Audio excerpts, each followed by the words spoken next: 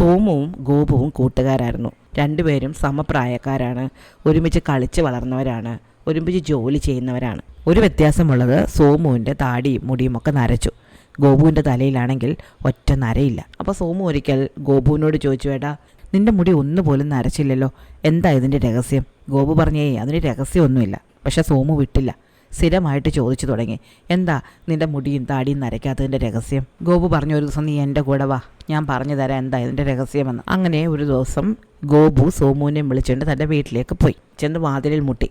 അപ്പോൾ ഭാര്യയാണ് വന്ന് വാതിൽ തുറന്നത്. സന്തോഷത്തോടെ അവർ തൻ്റെ ഭർത്താവിനെയും സുഹൃത്തിനെയും അകത്തേക്ക് ക്ഷണിച്ചു.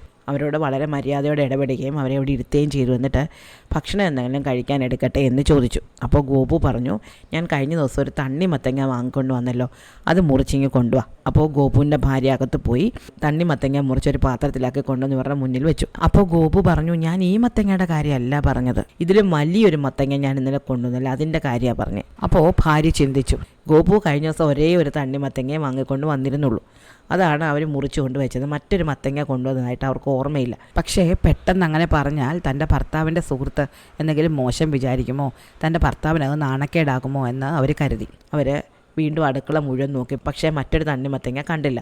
അതുകൊണ്ട് അവർ ആദ്യത്തെ തണ്ണിമത്തങ്ങ തന്നെ മറ്റൊരു പാത്രത്തിലാക്കി തൻ്റെ ഭർത്താവിൻ്റെ സുഹൃത്തിൻ്റെ മുന്നിൽ കൊണ്ടുപോയി വെച്ചു. അപ്പോൾ ഗോപു പിന്നെയും പറഞ്ഞു, എടി ഈ മത്തങ്ങയുടെ കാര്യമല്ല പറഞ്ഞത്, കുറച്ചുകൂടെ ചുവന്ന വലിയൊരു മത്തങ്ങ ഞാൻ കൊണ്ടുവന്നിട്ടുണ്ടായിരുന്നു, അത് തട്ടും പുറത്ത് ഇരിപ്പുണ്ട്. അപ്പോൾ ഗോപുവിൻ്റെ ഭാര്യ തട്ടും പുറത്ത് പോയി അവിടെ മുഴുവൻ നോക്കി, പക്ഷേ മത്തങ്ങ കണ്ടില്ല. തലേന്ന് തൻ്റെ ഭർത്താവ് ഒരു തണ്ണിമത്തങ്ങയെ കൊണ്ടുവന്നുള്ളൂ എന്ന് ആ സ്ത്രീക്ക് അറിയാമായിരുന്നു. എന്നാലും താൻ അറിയാതെയോ മറ്റോ മുകളിലെങ്ങാണ് ഇരിപ്പുണ്ടോ എന്ന് അവർ കരുതി. അതാണ് അവർ അന്വേഷിച്ചത്. അവർ വീണ്ടും ആദ്യത്തെ തണ്ണിമത്തങ്ങ കഷ്ണങ്ങൾ തന്നെ ഭർത്താവിൻ്റെ മുന്നിൽ കൊണ്ടുവന്ന് വെച്ചു. അപ്പോൾ ഗോപു പറഞ്ഞു, ഈ തണ്ണിമത്തങ്ങയുടെ കാര്യമാണ് ഞാൻ പറഞ്ഞത്. എന്നിട്ട് അവർ രണ്ടുപേരും കൂടെ തണ്ണിമത്തങ്ങ തിന്നാൻ തുടങ്ങി. പക്ഷേ 3 തവണയും ഈ ഭാര്യ വളരെ സ്നേഹത്തോടെ വിളമ്പിയത് ഒരേ തണ്ണിമത്തങ്ങ കഷ്ണങ്ങൾ തന്നെയാണ് എന്ന് സോമുന് മനസ്സിലായിരുന്നു. രണ്ടുപേരും കൂടെ അവിടെ നിന്ന് തണ്ണിമത്തങ്ങ എല്ലാം കഴിച്ചു കഴിഞ്ഞപ്പോൾ ഗോപു പറഞ്ഞാൽ ഞാൻ ഇനി നിൻ്റെ വീട്ടിലേക്ക് വരാം. അങ്ങനെ ഇവർ രണ്ടുപേരുടെ സോമുവിൻ്റെ വീട്ടിലേക്ക് പോയി. ഈ ഭാര്യ വന്നു. ഭർത്താവിനൊപ്പം മറ്റൊരാൾ വന്നിരിക്കുന്നത് കണ്ടപ്പോൾ അവർക്ക് ഒട്ടും ഇഷ്ടപ്പെട്ടില്ലെങ്കിലും അവർ ഭർത്താവിനെയും സുഹൃത്തിനെ അകത്തേക്ക് ക്ഷണിച്ചു. അവരകത്ത് ചെന്നിരുന്നു. അകത്ത് ചെന്നിരുന്നപ്പോൾ ഭാര്യ ഒന്നും മിണ്ടതങ്ങ് അകത്തേക്ക് കയറിപ്പോയി. അപ്പോൾ സോമു ഭാര്യയെ വിളിച്ചിട്ട് പറഞ്ഞു, എടി എൻ്റെ സുഹൃത്ത് വന്നിരിക്കുന്നത് കണ്ടില്ലേ, അവന് കഴിക്കാൻ എന്തെങ്കിലും എടുത്തോണ്ട് വാ.